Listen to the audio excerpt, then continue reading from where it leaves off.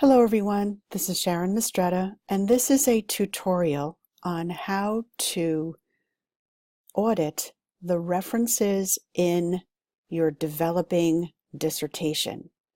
First, I want to show you that you're looking at my screen now. I'm using Screencast-O-Matic, and I have a document camera that I use in my online teaching practices. There's usually a robot running around on my table, but in this instance, what I'm showing you is the APA manual.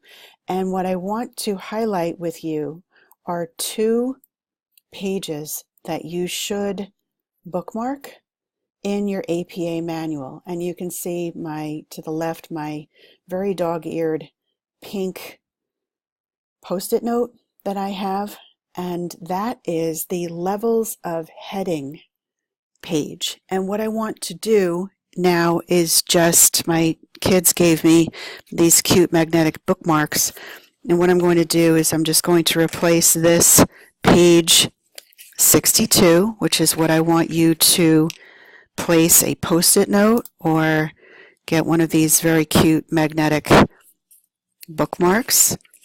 Those are the levels of headings. I'm taking that off. And then also, if you can see, I have a very dog-eared Post-it note here, as I do refer to this often. And then I have page 177, which I would like you to bookmark as well. And those are the basic citation styles for first citation in text, subsequent citations in text, parenthetical format, first citation in text, and parenthetical format, subsequent citations in texts. Those are a lot of nuances for that type of information, so I would like you to bookmark those so that you can use those and refer to those in the future. I keep my APA manual out. I very rarely put it away. So now what I want to do is show you how to audit your references. And this is the last step before you submit any of your developing chapters, and especially for when you're going to finalize your dissertation. So I've received Jeffrey Golubchik's permission to use his paper to show you how I audit the references. What you're looking at right now is Jeffrey's downloaded paper to my hard drive, and I have this open in Word, but I want you to notice that I have the View tab open and I have navigation pane checked off. So View and navigation pane. Now I am on a Mac. Microsoft Word for Windows has the same feature. You just have to look for it. And also, when you open up this navigation pane, I'd like you to click on the little icon here that is the magnifying glass, and that's Find and Replace. So the first thing that I do when I am going to audit references is I key in the word references. And what that does is it brings up any place that I have references, but the one that I'm interested in is the references section. So then what I do is I just go through each reference.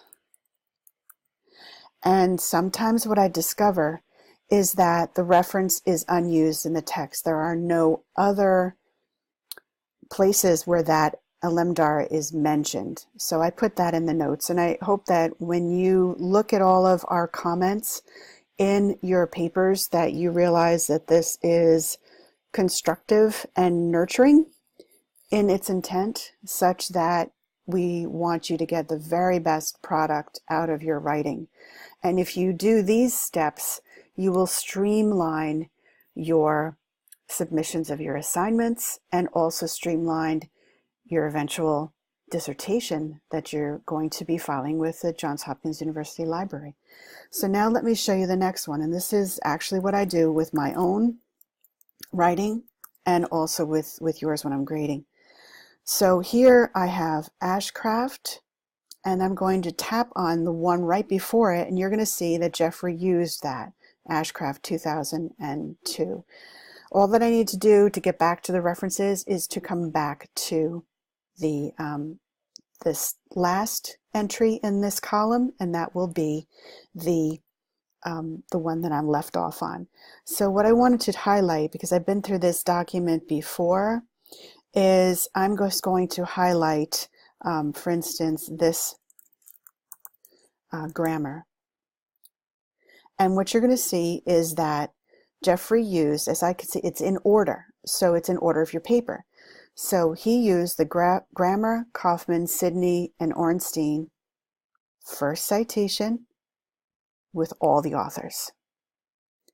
Then what he did was the subsequent authors, he used the et al., which is correct for a work with 4 authors. And that is where that tabbed page on 177 is going to come in handy. I still look at it constantly, and I've been doing a lot of APA review. So what I wanted to show you is also that when you have an unused reference, and I understand why you might want to do it, is you're going to use it in your subsequent writing and you're archiving it here. But the best practice to do is to archive it. I'm just going to step this down and then just open my lots and lots and lots of there. Okay, so what I do, and what I'm suggesting that you do, is you take the template that I suggested that you use, that you download, and create a document that simply is called Archive References. The reason why I do that is because this is formatted in APA, Times New Roman, double-spaced, 12 font, so that you are archiving it in a place that is the same format as your paper. Because if you open up a document and archive it in the Word defaults, you might get Calibri, you might get Helvetica, and then when you copy and paste into your document, it's going to take that font with you. If you happen to do that, then you can change the font using the settings by checking match destination formatting, but it's best not to contaminate, and I call it a contamination. It's best not to contaminate your document with other fonts. Also, what happens is when you might have a website that you have formatted that you might want to do. So let us go over to the National Center for Women in Information Technology. Let's go there. All right. So that's something that I might want to download.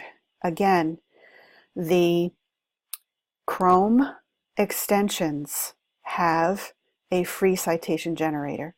So if I wanted to cite this and I'm on that page and I have this in my tools section, I click on it.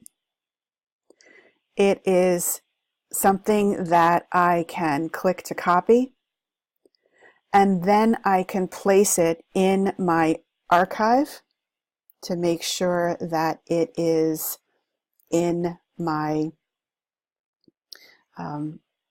format that I want. I'm just going to come over to line spacing options because it's thinking that my document, or my I want it to start at first line. Do you see where that was? That's in the line spacing options. So what I'm saying is, look, I realize, thank you, that you want to put this in an indentation to begin a paragraph, but right now I'm in a hanging indent.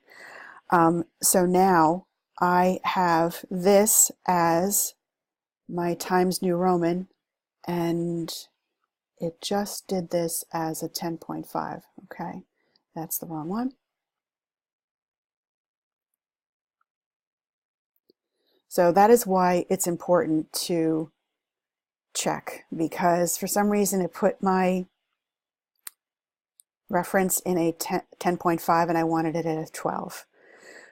Always check so that you're not contaminating your document. And then from here, I would copy it into my real document. So I'm very careful as to what I put in my document. Can I call it a contamination? Because if you don't, it will throw off a lot of your writing. And what happens is you're fighting the formatting rather than writing. You want to expend your energy on writing and researching. So that's why I place it in here first, so that I check it and make sure that it's okay to go in my references section of my document that I am auditing. Okay, so that is another tip as to how to do that. And then also what I wanted to show you is that I emphasized this before, and this is very important. At this juncture of your writing right now, I hope that you are maintaining a dissertation themes in a spreadsheet so that you can now take your writing that you have very carefully constructed and received our feedback. Take all of these references, if you're going to keep them in, and place them into a spreadsheet such that you can put them into one or several themes. This is a really good practice so that you can figure out if you have enough substantiated for a theme, enough references to substantiate a theme. This is really important at this juncture. So even though the semester is ending, it is time to just do a little bit of organizing. Just like at the end of the semester, I actually clean my desk. That's why you can see my document camera with my APA manual, is because I made room for it, because there's usually robots running around on there. So I clean my desk. I also archive my themes, and I take a look at my developing document such that I realize, where do I want to go with this? So those are my tips for auditing your references. And if you, going back to Jeffrey's document, if you should find that, for instance, this place right here is using the full grammar, Kaufman, Sydney, etc., you have to change it to an et al. But the nice feature of Word is that you can do a find, and then you can see how you have formatted it such that you can have the full citation in the first instance, and then the et al. In the second, go third, fourth, subsequent, and then go back to your reference to go on to the next one. It's an easy way to audit. So I hope this helps. Thanks.